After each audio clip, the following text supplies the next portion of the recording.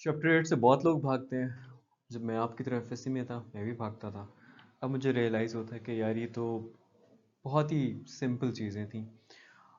इसका ताल्लुक जो आपने पहले चैप्टर में पढ़ा हुआ है इंडक्टिव और डिडक्टिव रीजनिंग उससे है।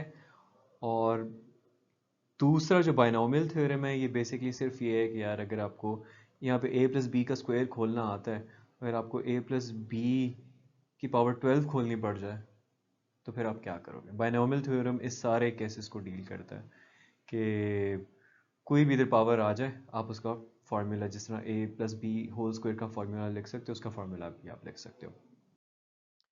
सो पहली चीज़ जो 8.1 इंट्रोडक्शन जो है उसमें मैथमेटिकल इंडक्शन का जिक्र हुआ है।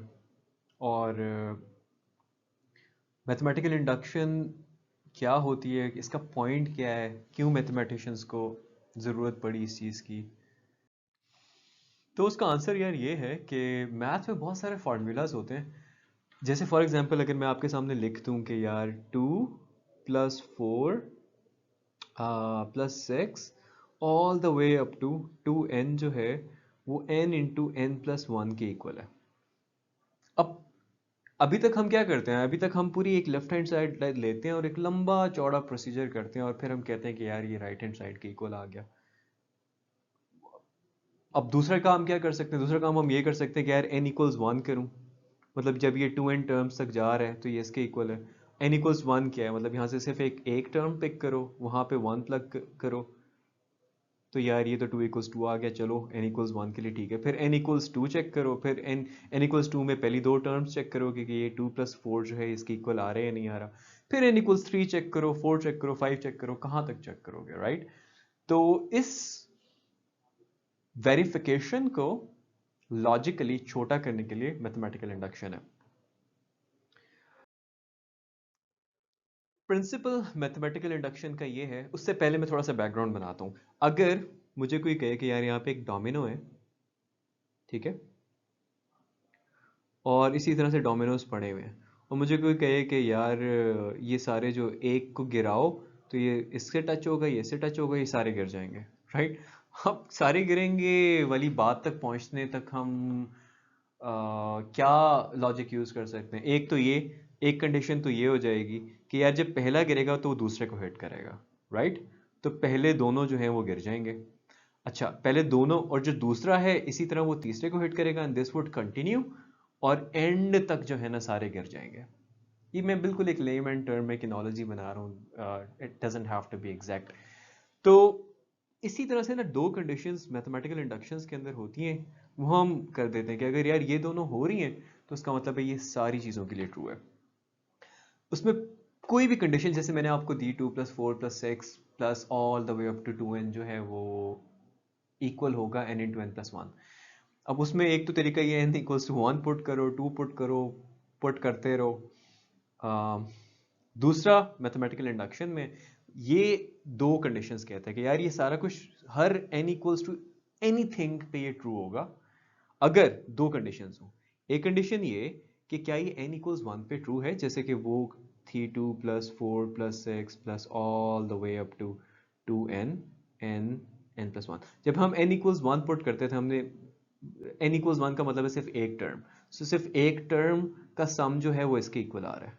आ रहा है, बिल्कुल आ रहा है, दोनों साइड्स इक्वल हैं।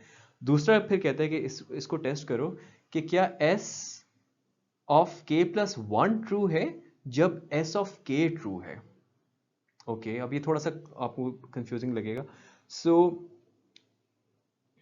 ये किया, सॉरी यहाँ पे अगर n है तो n आएगा। यानी कि पहले तो देखो कि s ऑफ k ट्रू है, यानी कि अगर इसको मैं सम ऑफ n में लिख रहा हूँ तो क्या अगर मैं n को रिप्लेस करता हूँ k से तो वो क्या ट्रू है। 2 + 4 + 6 क्या बन जाएगा, ये बन जाएगा सिंपली n की जगह 2k k+1। अब हमें पता है कि ये ट्रू होगा, क्यों ट्रू होगा सो फार हमें इसलिए पता है कि हमने जब n = 1 किया था तो दोनों साइड्स इक्वल आएंगी। k = 1 करेंगे, 2 करेंगे, 3 करेंगे, दोनों इक्वल आएंगी। अच्छा, लेकिन क्या k+1 के लिए भी ये ट्रू है। अब k+1 में क्या होगा, ये 2k तक जा रहा है तो ये टर्म्स लेट्स से k 10 था तो k प्लस 1 होगा कि यार ये 11वीं टर्म तक लेके जाना है आपने, तो ये बन जाएगा 2k में ऐड हो जाएगा 2k प्लस 1, और वहाँ पे भी हम k की जगह k प्लस 1 डाल देंगे, तो यह जगह k plus 1, k plus 1 plus 1, तो राइट हैंड साइड बन जाती है k प्लस 1 और k प्लस 2। अब यार क्या ये चीज़ लेफ्ट हैंड साइड की इक्वल है, ट्रू है, देख लेते हैं। अगर आप नोटिस करो तो ये सारी चीज़ क्या थी, यानी कि ये सारी चीज़ क्या थी, ये थी k इंटू के प्लस 1, तो मैं सारी को लिख सकता हूँ कि यार ये k इंटू के प्लस 1 आ रही थी अकॉर्डिंग टू दिस फार्मूला। अब उसमें 2 इंटू के प्लस 1 ऐड हो रहा है, इसमें से अगर मैं k प्लस 1 कॉमन ले लेता हूँ तो पीछे आ जाता है k प्लस 2, और यही चीज़ जो है वो राइट हैंड साइड पे भी है।